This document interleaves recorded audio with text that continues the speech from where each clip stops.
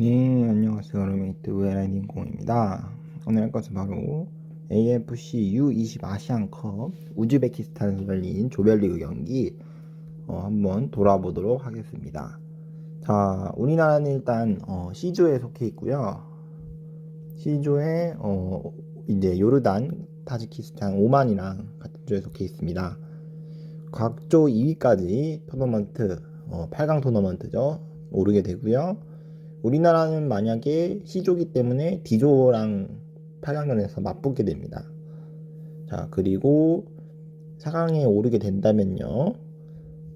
이제 U20, 피파 U20 내년이 아니죠. 올해죠. 올해 여름에 열리는 피파 U20 대회에 참가하게 되는데 그 대회가 인도네시아에서 열립니다. 인도네시아 열리기 때문에 아시아 국가 같은 경우는 인도네시아의 성적에 따라서 8강 탈락팀끼리 플레이오프 경기를 치를 수도 있었지만 인도네시아가 조별리그에서 탈락하게 되면서 4강 팀만 이제 그 본선에 진출하게 됐습니다.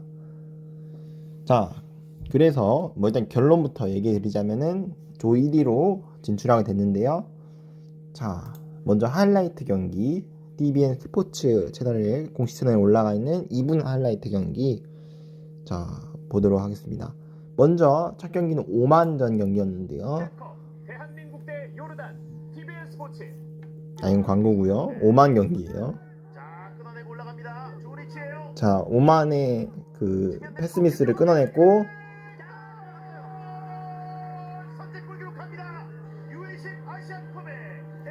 자, 첫 골이 나왔는데 김용학 선수죠. 포르티모넨스에서 뛰고 있는 이제 포르투갈 팀이에요. 박지수 선수도 이 팀에서 뛰고 있죠. 네. 우리 공격진의 핵심인데요. 자, 두 번째 골 장면은요. 역시나 패스미스를 골키퍼 키를 넘기는 골로 2대0을 만들어냈습니다. 성진영 선수의 골.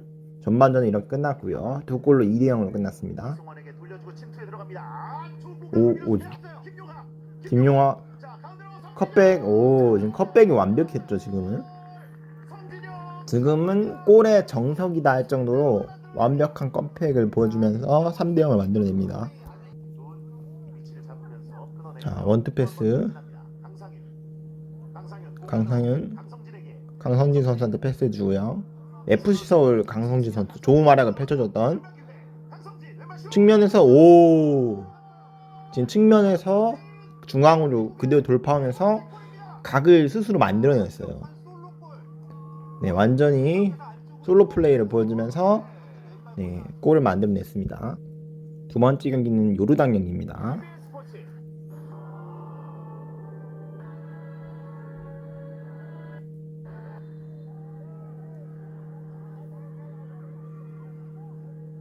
자, 요르단의 슈팅인데 좀 매겁네요. 이게 하이라이트 들어왔네요. 2분, 이것 또한 3분 정도 된다, 하이라이트가. 크로스, 지금은 그대로 정면으로 크로스가 힘없게 갔죠.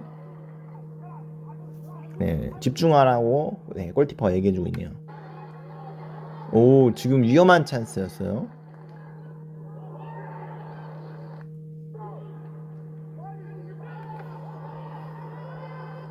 자, 요르단, 지금은 좀 위험했습니다, 지금은. 슛, 막았어요, 골키퍼. 요르단 골키퍼가 잘 막아냈네요, 지금은. 자, 후반전 경기고요. 제대로 거내지 못했어요. 빈 골대. 슛. 들어갔죠? 들어갔네요. 지금은 중앙 하프라인까지 아닌데 되게 먼 거리에서 슈팅을 그대로 때렸는데요. 골키퍼 살짝 위로 지나갔네요. 되게 절묘하게 들어가면서 막아내지 못했어요. 자, 요르단의 크로스 위험합니다. 헤딩. 오, 막아냈어요. 다행히 정면으로 가서 네, 막아냈습니다. 지금 좀 위험했어요, 상당히. 자, 오, 제쳐냈어요. 요르단 수비수를 슛. 와, 지금은 혼자 지금 솔로 플레이를 했죠. 완전히 요르단 선수를 제쳐낸 다음에 구석으로 깔끔하게 골을 만들어냈습니다. 이 골도 슈팅도 예술이네요. 네, 앞다리 짚기, 옆다리 짚기 하면서 네, 그렇게 경기가 2대 0으로 끝났네요.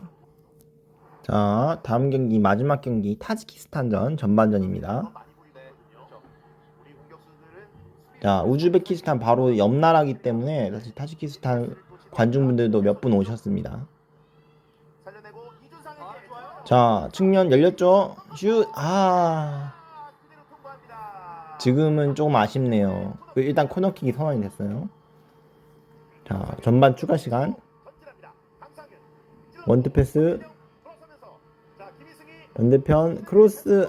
지금은 한 번 더 드립을 치고 나가서 크로스 올렸으면 어땠을까라는 좀 아쉬움이 있네요. 자, 오, 잘 봤어요. 측면 강선진 몸싸움.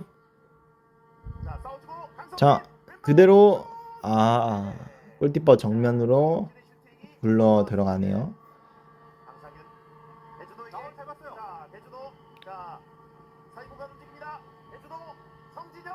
가지고 지금은 연계가 좀 아쉽긴 해요.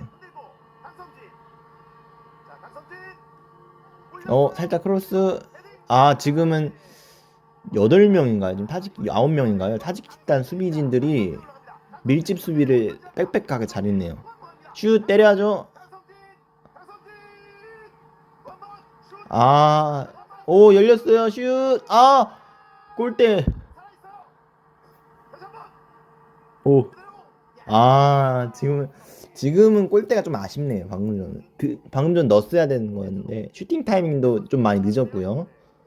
물론 그 덕에 더 좋은 찬스가 나오긴 했지만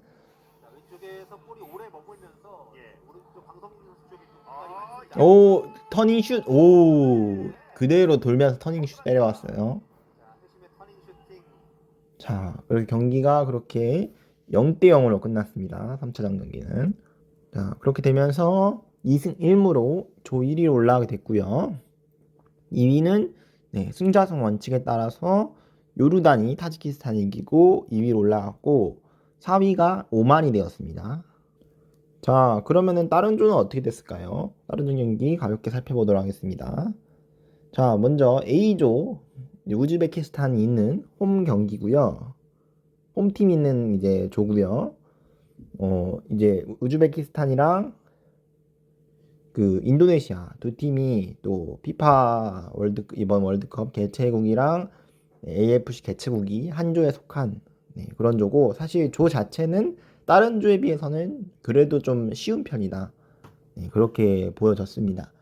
경기 결과 같은 경우는요, 우즈베키스탄이 2대 1로 승리를 거두었고요.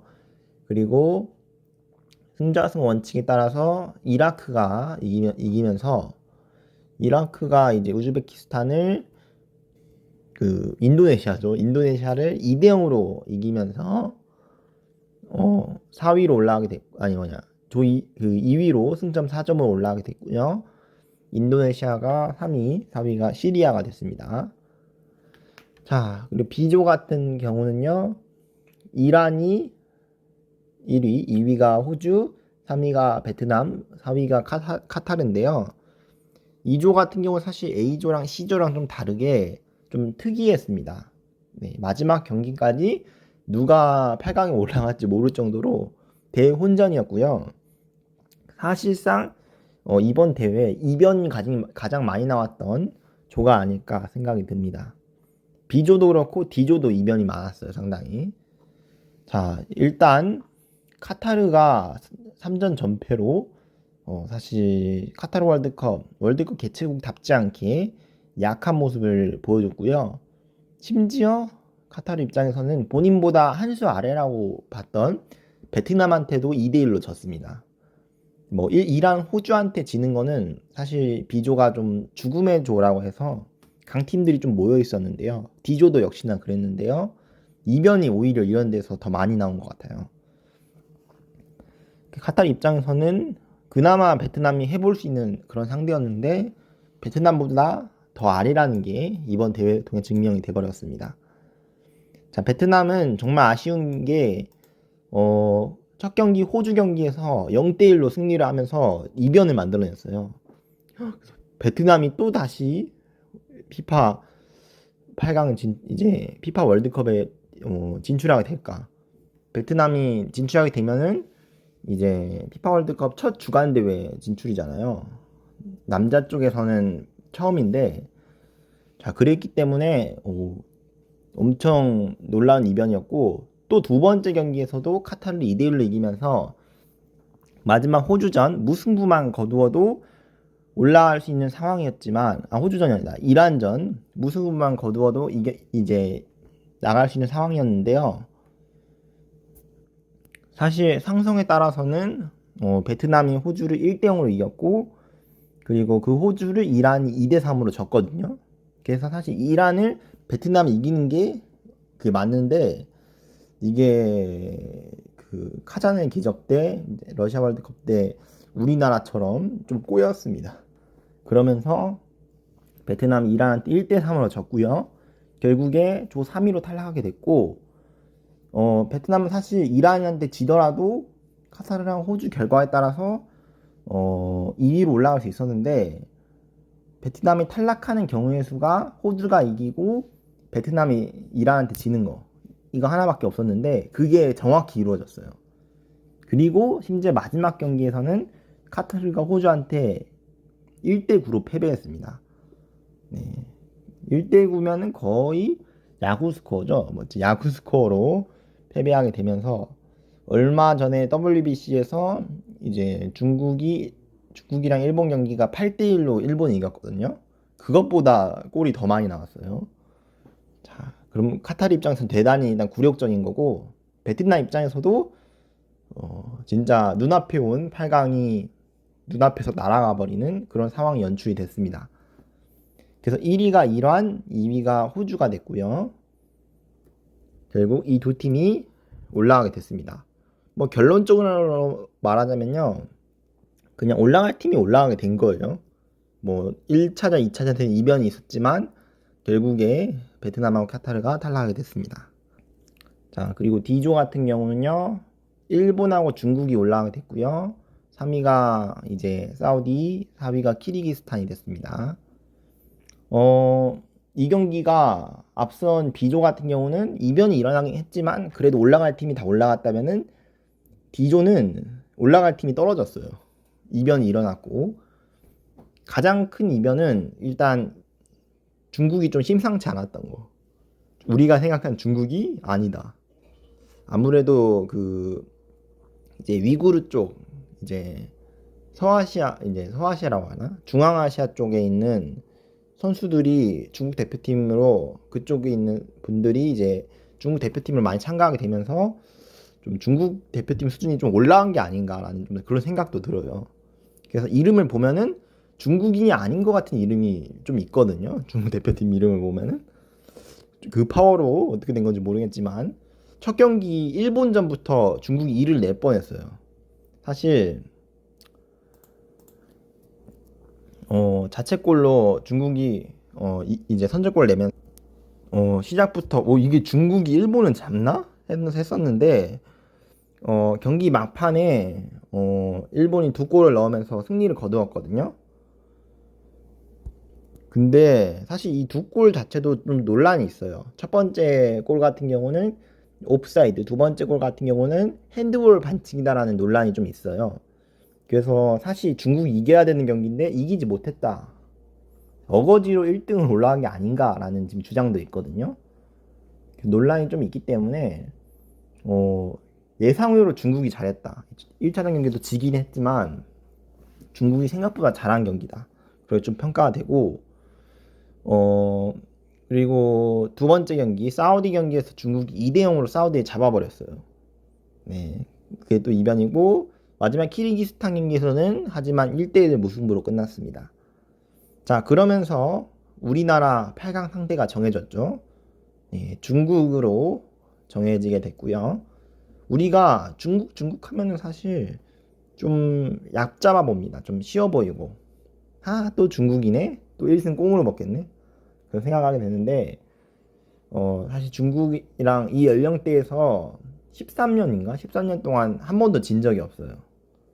그래서 우리나라 절대적으로 강한데, 불안한 점이 있다면은 중국이 2위로 올라오긴 했는데, 사실 1차전 오심도 좀 있었고, 1위로 올라가도 이상하지 않았던 경기력이었어요.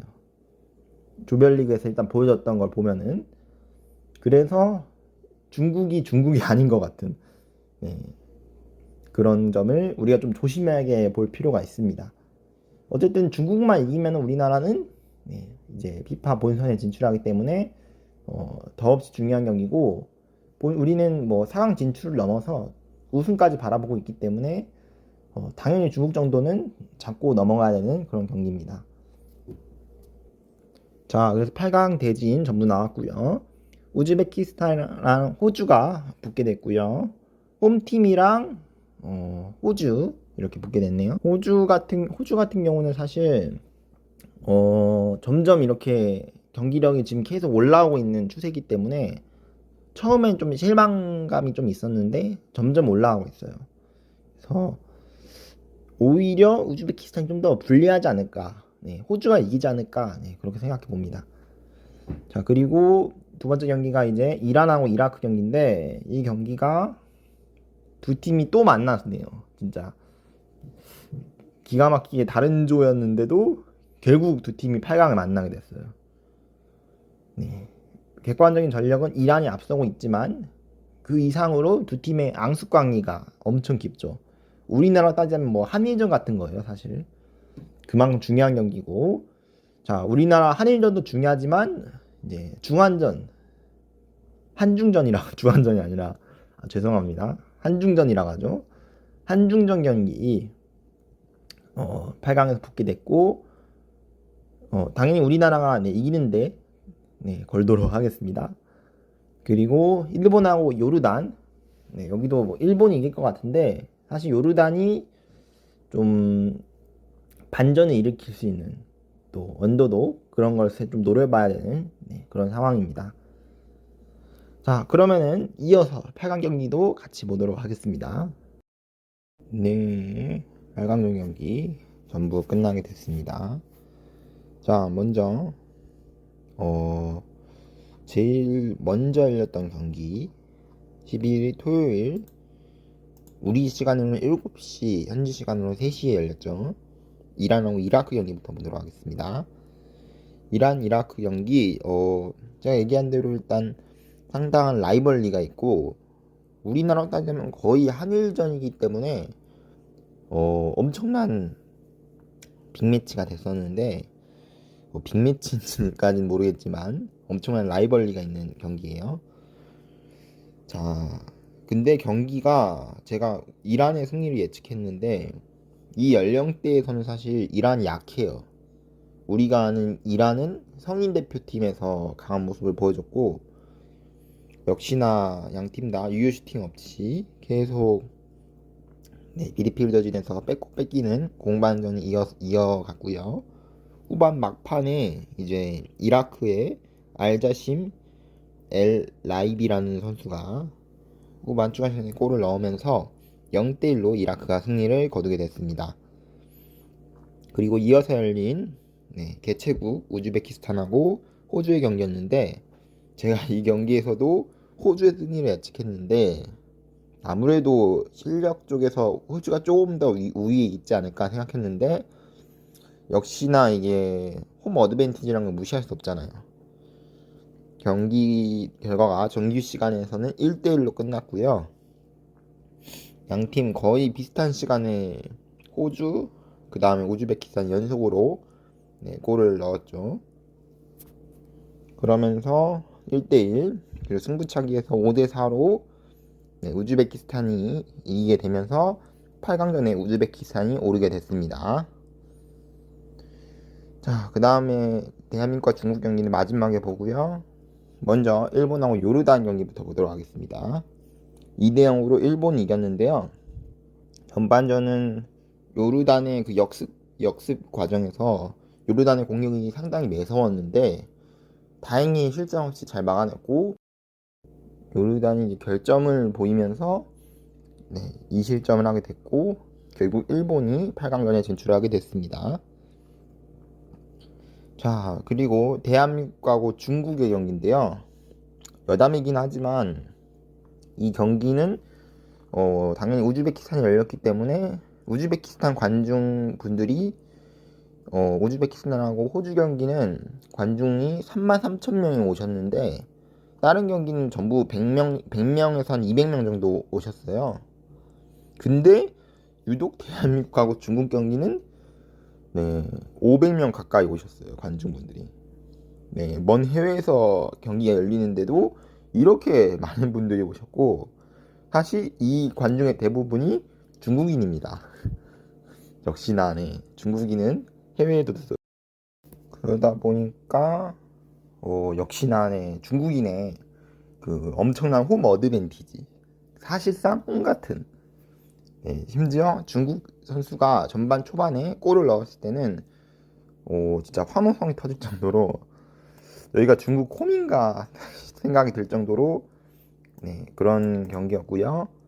다행히 후반에 PK로 핸드볼 유도한 다음에 PK로 동점골 그리고 연장전에서 2골을 더 넣으면서 3대1로 승리를 거두게 됐습니다. 우리 입장에서는 정말 다행스러운 그런 상황이었고 그리고 중국에 지금 골 넣은 선수 이름이 무테릿 이민카리 뭐 위구르 쪽 같은데 이름만 보면 중국인이 아닌 것 같죠 사실은. 역시나 위구르 쪽이어서 그런지 다른 일반 중국인보다는 축구를 좀 잘하는 것 같습니다. 자, 그러면은 하이라이트 AFC 아시안컵 채널에 올라가 있는 영상을 보도록 하겠습니다.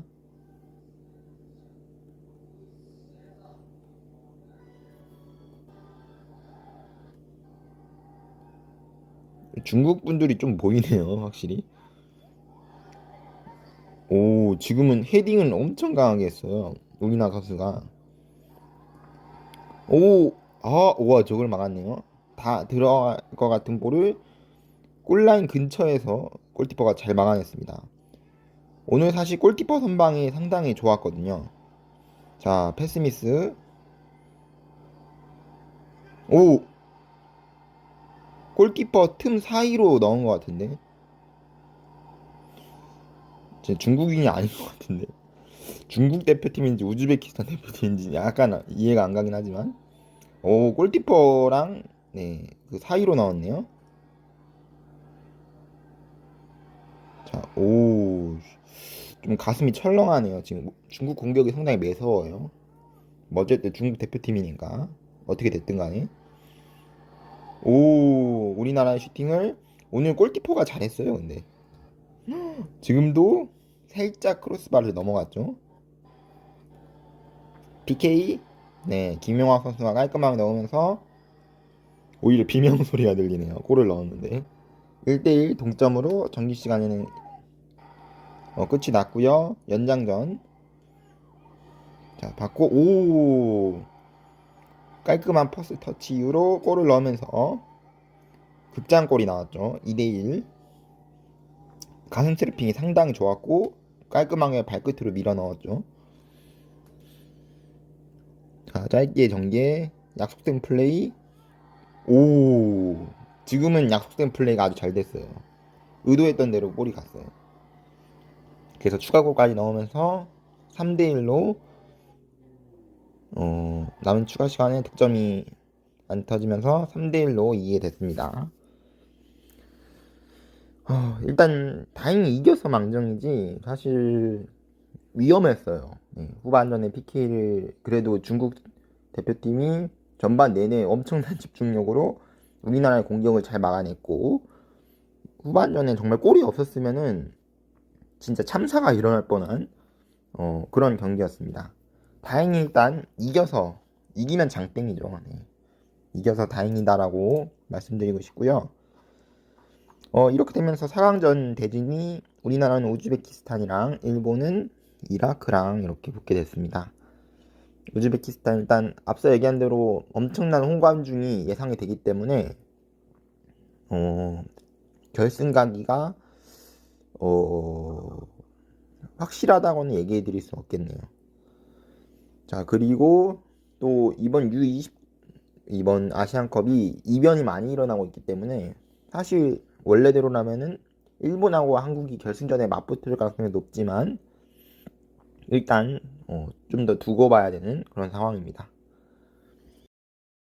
네, 준결승 경기 전부 끝났고요. 방금 전에 끝났죠. 우즈베키스탄 경기. 일단 먼저 앞에 열린 이라크 경기 2대2로 끝났고요. 전반전에 알리 자심 선수 이 선수가 이라크가 선제골을 넣었는데 사실 초반에 일본이 로테이션을 돌리고 왔어요. 멤버들을 보면은 8강전 멤버들이랑 확실히 좀 다른 모습이 눈에 띄게 보였고요. 자, 그러면서 초반에 선제골까지 먹히면서 이라크한테 고전했습니다. 네. 그러다가 후반 들어서 급하게 일본이 2군 선수들을 빼고 주전 선수들을 대거 투입했는데 아무래도 결승전을 염두에 두고 일부러 로테이션을 돌린 것 같고요. 자, 후반 막판에 그래도 이라크의 패스미스를 잘 이어나가면서 동점골을 만들어냈었는데 문제는 추가골이 더 나오지 않으면서 연장전으로 가게 됐고 연장 들어서 연장 전반에 이라크가 0점골을 만들어내면서 다시 일본은 위기에 빠지게 됩니다. 하지만 다시 이제 연장 후반 막판에 헤더로 쿠마타 나오키 선수가 동점골을 만들면서 다시 승부의 향방은 승부차기 속으로 경기가 흘러가게 됐고요. 승부차기에서 5대3으로 이라크가 이기면서 2번 키커가 실축했어요. 그러면서 이라크가 결국 결승전에 진출하게 됐습니다. 경기 내용은 앞서 호주랑 그 우즈베키스탄 경기 내용처럼 약팀이 오히려 강팀을 승부차기 이겨서 이겨버리는 그런 형태가 됐고요.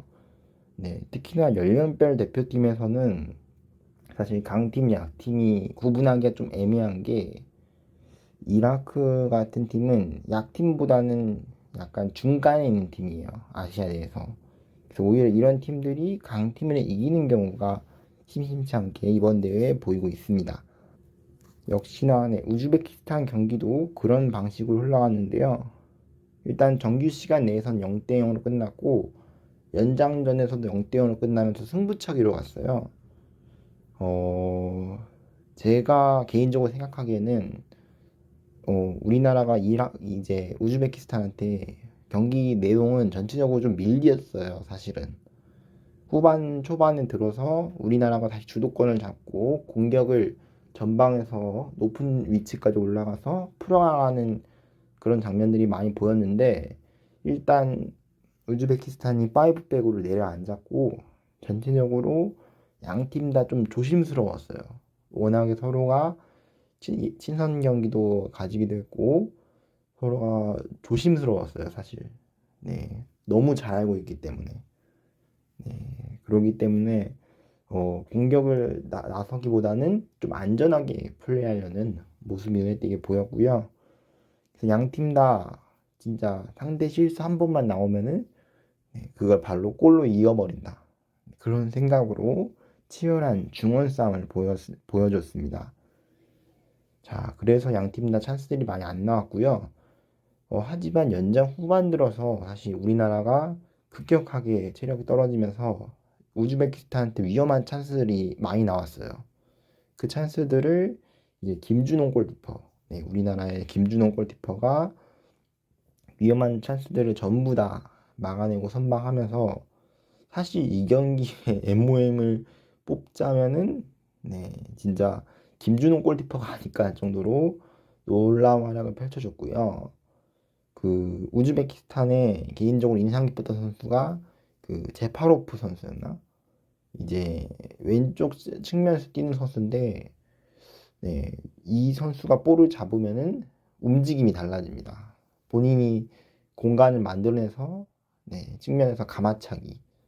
본인이 그걸 좋아하는 것 같은데 상당히 우리 선수들 입장에서는 위협적인 선수였습니다. 그래서 위험한 찬스들이 이 선수를 기점으로 나오는 경우가 상당히 많았고 특히나 연장 후반 들어서 우리나라 선수들이 실수가 많아지고 뒷공간이 상대한테 뚫리면서 우즈베키스탄이 결정적인 찬스를 잡았습니다. 다행히 일단 실점으로 이어지지 않았고요. 승부차기에 들어서게 됐는데 승부차기에서 네, 아쉽게 1번 키커, 네, 2번 키커, 4번 키커가 네, 전부 실축을 하게 되면서 결국에 우즈베키스탄이 3대1로 본선에 이제 그 결승전에 가게 됐습니다. 결승전은 네, 우즈베키스탄이랑 이제 이라크가 하게 되고요. 또 우즈베키스탄은 개최국으로서 결승전 우승을 도전하게 되는 그런 상황이 나오게 됐습니다. 그리고 개인적으로 사실 심판 판정에 대해서 좀 의문이 좀 들었던 게 있는 게 이번 대회는 VAR이 없기 때문에 선수들이 많이 불편했을 거예요. 저도 보면서 답답했던 게 좀 있었는데 우리나라만 피해 본 게 아니라 사실 우즈베키스탄도 피해를 봤어요. 분명히 우리나라 선수 맞고 나갔는데 막 골킥을 선언한다든지 누가 봐도 코너킥인데 골킥을 준다든지 중계화면으로 멀리서만 봐도 이거는 코너킥인데 이건 근데 우리한테 골킥을 주는 거예요. 좀 그런 이해 안 되는 장면도 있었고 그래도 반칙에 대해서는 좀 제 스타일은 아니었어요. 일단 심판 판정이 네, 좀 몸싸움을 많이 허용하는 편인 것 같은데 너무 관대하게 하는 게 아닌가라는 좀 개인적인 생각이 있었고 그럼 뭐 개인적인 심판마다 다른 점이니까 이해는 가더라도 기본적으로 골킥 코너킥 판정이 잘못됐다는 거는 심판으로서 네, 신뢰가 무너지는 거예요 선수들이. 우즈베키스탄 선수들도 분명히 그 점을 느꼈을 거예요. 승부차기에서 이겨서 다행이지 아니었으면은 분명히 논란이 됐을 만한 네, 그런 장면이었습니다. 네, 그렇고 자, 두 번째는 승부차기에서 이제 오타베크 보이무로도프라는 이제 우즈베키스탄 골키퍼인데 이 골키퍼가 승부차기 찰 때 두 발을 붙이고 있어야 되잖아요. 키커가 공을 차기 전까지. 근데 두 발을 뗐다는 두 발 중에 한 발만 떼도 다시 차야 돼요. 이게 기억이 여러분들한테 많이 남는 게 그 폴란드 월드컵 있죠. U20 폴란드 월드컵 때 네, 이런 형태로 다시 탔던 적이 있죠. 네, 그런 적이 있었기 때문에 저도 기억이 잘 남고 여러분들도 잘 알고 있을 거예요. 그때는 다시 차면서 옐로 카드도 줬는데 그러니까 퇴장이 너무 쉽게 나온다라는 얘기가 있어서 이제는 옐로 카드를 주지 않는데요. 규정이 바뀌어서. 어쨌든 그런 규정이 있는데 제가 중계화면에서 언뜻 보기에는 일단 중계화면이 잘못됐을 수도 있고 정말로 한 발을 뛰고 있는 게 아니라 두 발 다 붙이고 있었던 거일 수도 있어요. 제가 뭐 이제 잘못 본 거일 수도 있는데 제가 일단 보기에는 너무 우즈베키스탄 골키퍼가 촐랑대더라고요. 되게 골키퍼가 물론 심리 싸움이기 때문에 이렇게 몸을 이렇게 움직이면서 왼쪽으로 찰까 오른쪽으로 찰까 고민할 수는 있는데 너무 너무 촐랑대더라고요. 그걸 넘어서 그러는 것 같지가 않은 것처럼 그리고 차기 전에 어, 골라인에서 두 발을 다 떼는 그런 모습도 보였어요. 그래서 이게 맞나 싶을 정도로 이게 눈에 띄게 보였던 게 네 번째예요. 김지수 선수가 대단한 게 그 전까지 사실 찾던 선수들은 페널티킥 휘슬이 불리면은 바로 찼어요. 바로 멀리에서 달려오면서 찼기 때문에 사실 골키퍼 입장에서는 찰 타이밍을 맞출 수 있었어요. 근데 이게 좀 경험이 있는 선수들은 사실 어린 선수들이어서 그럴 수도 있어요. 경험이 있는 선수들은 이걸 타이밍을 뺏어요. 골키퍼가 언제 공을 이제 차는지 모르게끔 타이밍을 완전히 뺐거든요. 김지수 선수가 한 타이밍 차기 전에 한 번 쉬면서 골키퍼의 움직임을 봤는데 그때 골키퍼가 나와 있었어요. 골라인 밖으로. 두 발이 다 뗀 것처럼 보였어요. 제 눈에는. 그리고 막았기 때문에 일단 심판은 막은 걸로 인정했는데 중계화면을 언뜻 보기만 해도 아닌 것 같고 저 정도면은 진짜 원래대로라면 경고를 주고 뭐 퇴장까지 줘도 사실 무방하지 않을까라는 그런 생각을 해봤습니다. 진짜. 그래서 물론 저는 승부차기 들어서면서 든 생각이 우리 선수들이 이기든 지든 수고하셨습니다. 이번 대회 열심히 준비하셨고 비록 뭐 상황이 이겼든 졌든 뭐 이겼으면 결승 잘 준비하자라는 우승을 노리자라는 얘기를 하려고 했고요. 만약에 졌으면은 저도 괜찮다. 이미 우리는 1차 목표를 이루었고 비록 우승을 하지 못했지만 선수들이 연장전까지 간 혈투 끝에 열심히 뛰어주는 그리고 골키퍼도 열심히 해줬고 그런 얘기를 하면서 되게 격려를 하려고 했는데 승부차기에 좀 찝찝한 이제 판정이 골키퍼 본인도 일부러 하지 않았을 거예요. 그렇다라고 생각하겠습니다. 의도적으로 빨리 막기 위해서 했던 행동이지 두 발을 떼려고 해서 뗀 건 아닐 겁니다. 분명히.